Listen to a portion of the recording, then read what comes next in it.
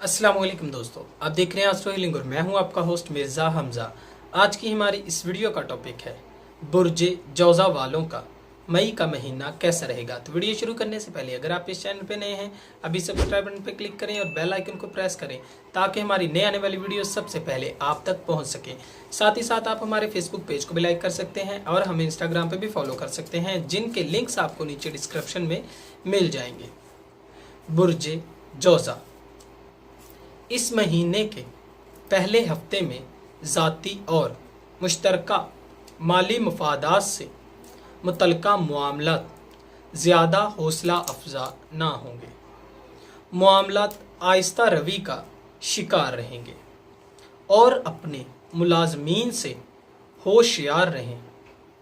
मुलाजमीन या रोज़गार में अपनी ख्वाहिशात को आगे ना बढ़ाएं, वरना किसी जगह पर फंस जाएंगे। 8 के बाद आपकी गैर हाजिर दिमागी की वजह से किसी मिसाइल को जन्म दे लेंगे। बाज़ मामलात को आगे बढ़ाना मुश्किल हो सकता है, ताहम पस पर्दा रूनमा होने वाले हालात की वजह से मामलात को आगे बढ़ाना नामुमकिन होगा।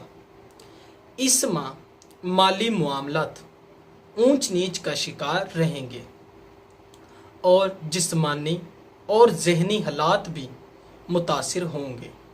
17 के बाद आप जिद्दोजहद के मूड में होंगे, अलबत्ता अखराजात में इजाफा मुमकिन होगा।